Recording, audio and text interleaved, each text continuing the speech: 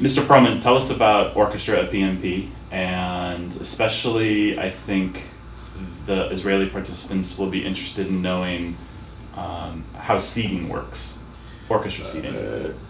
לא, סיטינג, כל אחד יושב במקום אחר, כל חלק שעושים אז יושבים במקום אחר, קוראים לזה רוטציה.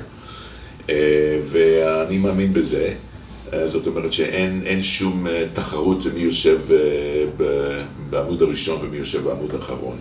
אתה יכול לשבת, או את יכולה לשבת בעמוד ראשון ביצירה אחת וביצירה שנייה יושבים בכינור שני בעמוד אחרון או משהו כזה, אז אנחנו עושים איזה רוטציה, ואני אשתדל לשלוח לכם את התפקידים, פשוט שתדעו פחות או יותר מה שאנחנו עושים, איזה מוזיקה, עדיין לא החלטנו, ברגע שנחליט תקבלו את זה. וזהו זה, וזה הרבה פאן, אני לא יודע איך אומרים פאן בעברית, אבל זה מאוד... כיף. מה זה?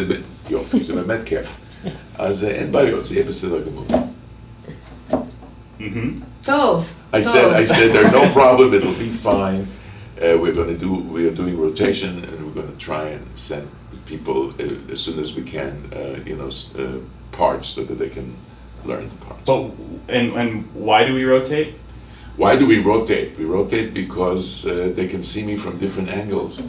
יכולים לראות אותי מזווית אחרת, זאת אומרת, לא, אין לנו שום התחרות מי יותר טוב, מי פחות טוב, מה שאצלנו הכל שווה.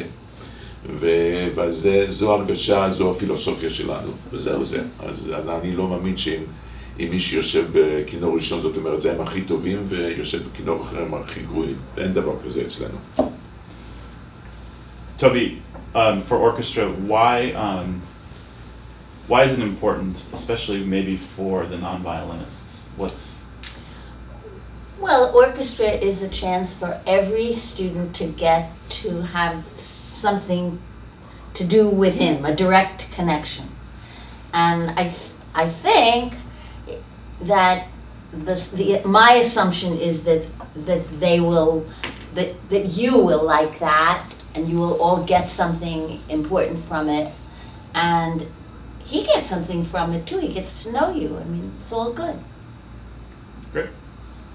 Mary, do you have anything else to add about orchestra? טוב.